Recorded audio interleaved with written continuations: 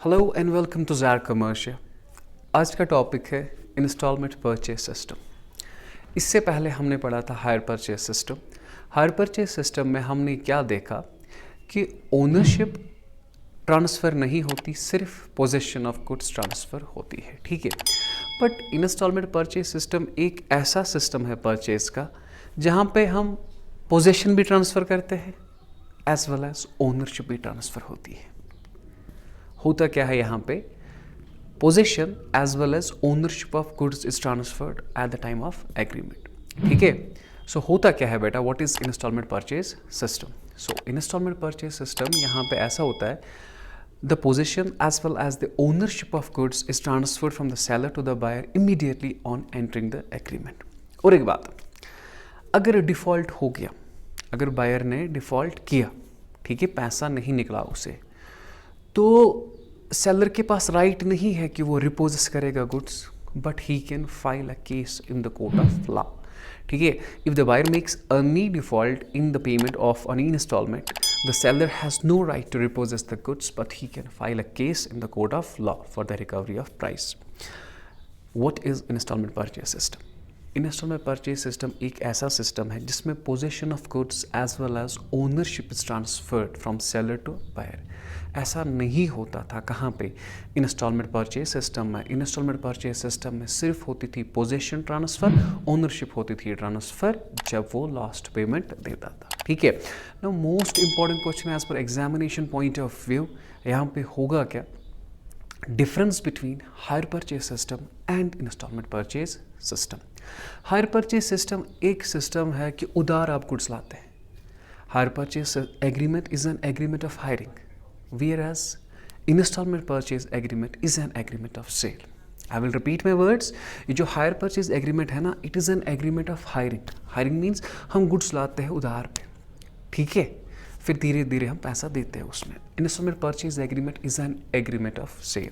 सो पहला पॉइंट ये था।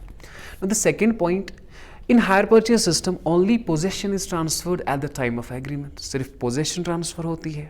Is that clear. आप देख भी सकते हैं कि पोजेशन ट्रांसफर होती है, ठीक है। In hire purchase system only possession is transferred at the time of agreement, whereas in installment purchase system possession as well as ownership is transferred at the time of agreement. हम machine भी transfer करते हैं और ownership भी transfer करते हैं। Most important point है बेटा, पॉइंट है ये।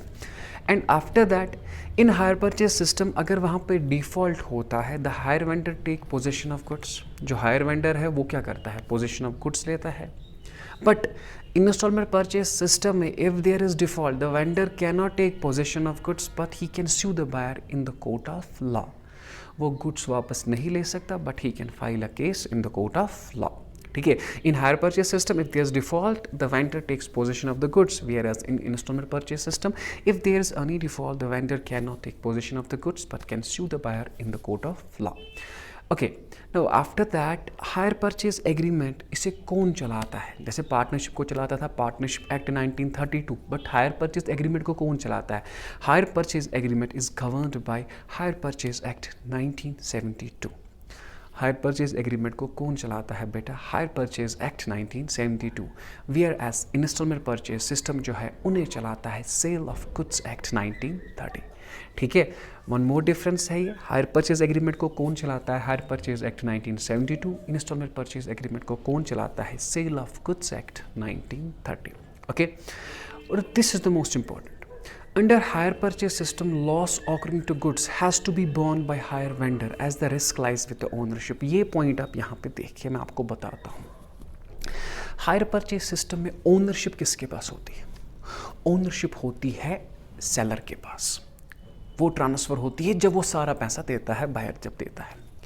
इन केस आप मुझे बताए गाड़ी है सेलर के नाम पे, ठीक है। अगर गाड़ी है सेलर के नाम पे, इसने ये पोजीशन दे दिया बायर को, बायर ने वहाँ पे एक्सीडेंट किया और इसकी वजह से कोई बंदा मर गया।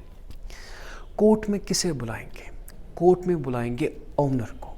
And who is owner, owner is seller. तो यहाँ पे कह रहा है under hire purchase system loss occurring to goods has to be borne by hire vendor as the risk lies with the ownership. But in case of installment purchase system, any such loss has to be borne by buyer. Sir ऐसा loss buyer क्यों देगा? क्योंकि उसने possession भी ले ली थी और ownership भी है ना बायर के नाम पे. माय डियर, रिस्क किसके पे होता है? रिस्क होता है सिर्फ ओनर पे. जिसके नाम पे गाड़ी है उसी के नाम पे बेटा रिस्क होता है. Is that clear? Under hire purchase system, loss occurring to goods has to be borne by hire vendor as the risk lies with the ownership. But in case of installment purchase system, any such loss has to be borne by buyer. Okay, and after that, in hire purchase agreement जो relation होती है ना hire purchaser और hire vendor की, उसे कहते हैं bailor and bailee. Just like bailor and bailee. आप ये बिजनेस लॉ में पढ़ोगे, अगर आपने पढ़ा भी होगा तो आपको समझ आया होगा. In hire purchase agreement the relation between hire purchaser and hire vendor is that of bailor and bailee. So bailor और बेली क्या होता है? बेलर होता है जो अपने गुड्स देता है किसी और को, बेली होता है वो जो किसी के गुड्स पकड़ता है. Is that clear? So in hire purchase agreement, the relation between the hire purchaser and hire vendor is that of bailor and bailee.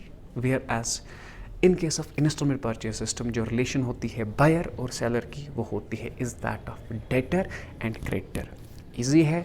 Relation है हायर परचेज सिस्टम में बेलर एंड बेली की, और instalment purchase system में relation है between buyer and seller is that of debtor and creditor. Okay, now ये this was the difference between hire purchase system and instalment purchase system. Most important question as पर examination point of view. अगर आपको कोई भी question हो तो आप मुझे कॉमेंट सेक्शन में लिख सकते हैं. ठीक है, थैंक यू.